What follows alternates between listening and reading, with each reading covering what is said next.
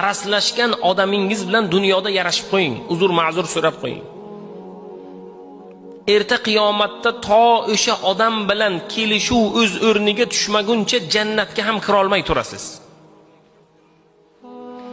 Shuning uchun bugun dunyoda adovat bilan, gina qudrat bilan avvalo yashamang. Alloh taolo yo'lida kechirib yuboring. Kechirguvchi insonlarni Alloh ajrini o'zining zimmasiga oldi. O'zim beraman dedi Alloh taolo.